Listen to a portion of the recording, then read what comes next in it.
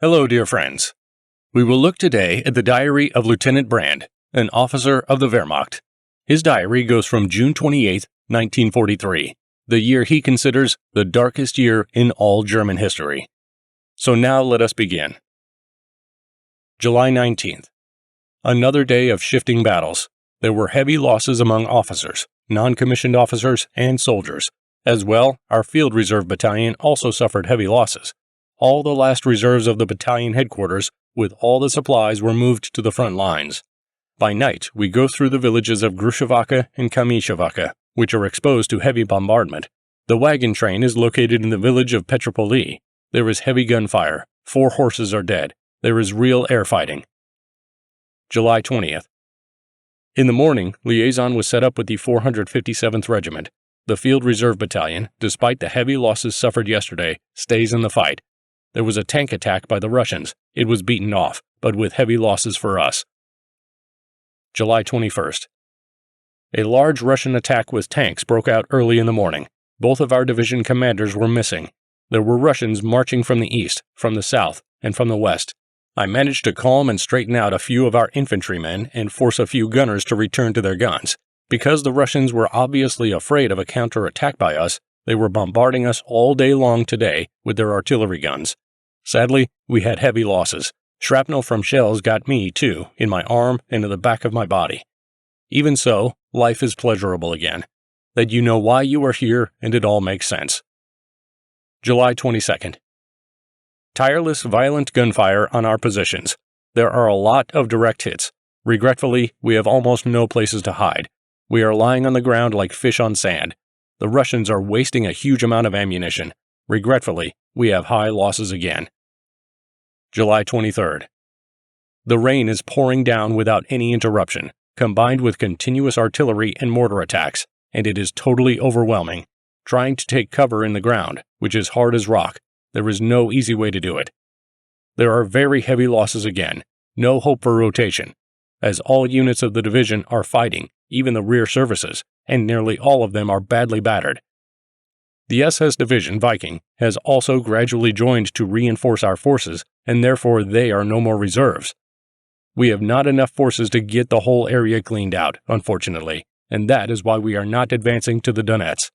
In our hands, there are absolutely no reserves at all. However, the situation was not critical by any means because our men were fighting outstandingly. What seriously hurt us was the unsettled situation in some areas, caused, as for example recently from our left, by the weak nerves of some of the commanders. In the late evening, a strong Russian offensive from the right and left after a lethal artillery run. The Russian had been trying for hours to separate us from the rear. As with a fist, we struck at his positions. During these critical moments, I am always thankful to my fate that I am an officer, that I have authority over the people, and that I can have a calming effect on them, or, as today, a threatening effect on them. The Russians are suffering heavy losses, although they have more people than we do, and they have a beastly amount of ammunition. I have never seen such fire as I saw these days in the entire war. Oh, if only we had our army from 1941!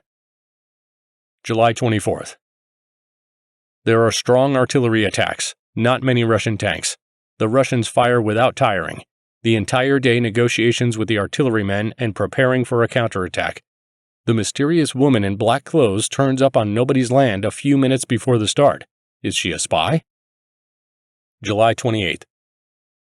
Considerable losses again by bombardment, the dead and wounded. Because of the tightness in the dugouts and trenches, all are in an annoyed mood, also the officers. Finally, at 9 o'clock, we had a rotation. August 1st. After a tough feeling, I often get a kind of hangover. In my mind, I think of our huge losses, how many people from our battalion were dead, and most of them we could not even bury. It is only on the last day that I remembered with terrible feeling that we did not give any of them a kind word or a prayer. There was no longer any way for us to determine where each of them lays without the possibility of taking a soldier's book or an identification marker from them. There was not even water to wash off the corpse poison. And what to think of the torment of the wounded? Instead, our first duty was to stand up and fight off the Russian attacks.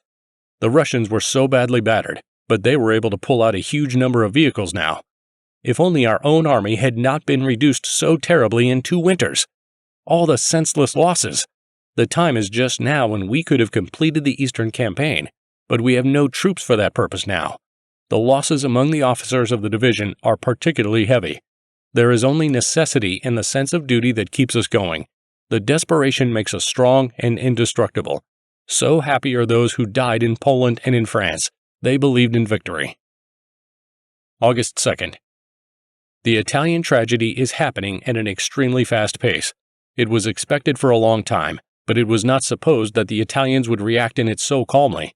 Mussolini had always had a certain sympathy for me, but his resignation I do not entirely understand. Any dictator who finally retreats is disgusting to me.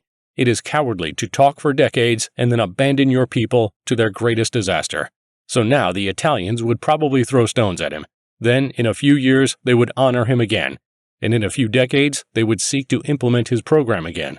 The fall of Mussolini is a hard stroke for us. Le commencement de la fin, the beginning of the end. August 3rd. Our losses can be explained by remembering that we had to withstand hurricane fire of at least 40 batteries and a mortar regiment. Moreover, about 100 enemy planes flew in every day. We have right to be proud of our defense. However, it was still the first time the Russians decided to advance in the summer. August 4th. Till 1933, Russia was a secondary country, and it is only as a result of the confrontation with us that it achieved its present greatness and power. As long as the Russians succeed in getting us out of their country, and we are actually only occupying the periphery of the country now, the power of Russia will grow in strength. It was we ourselves who gave Russia the opportunity to become so significant in Europe. If the Russians fight off this attack, then there is nobody who will be strong enough to resist them for many decades. But if fortune is with us, we could get a strong foothold in the extensive areas between our frontier and Russian territory itself. A question remains as to whether we could not have got them through skillful politics at a cheaper cost, without war and those huge losses.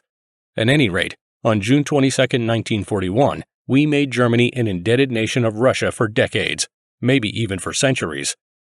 There was a big air attack by the Russian air bombers in the evening. They hit one Junkers and burned it down. The heavy bombardment of Hamburg again. That is way too much.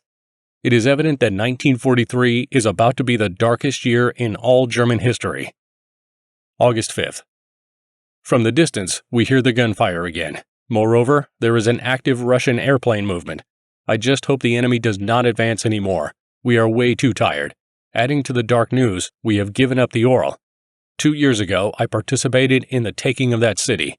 I got the Iron Cross second class at that time. It is ironic that exactly today they awarded me the Iron Cross first class.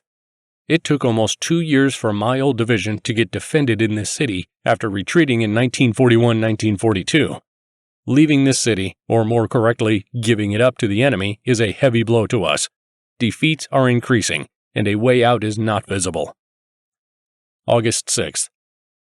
The SS Division Viking once again marches through our area. They are heading to Kharkov this time, on their way from the Mayas River.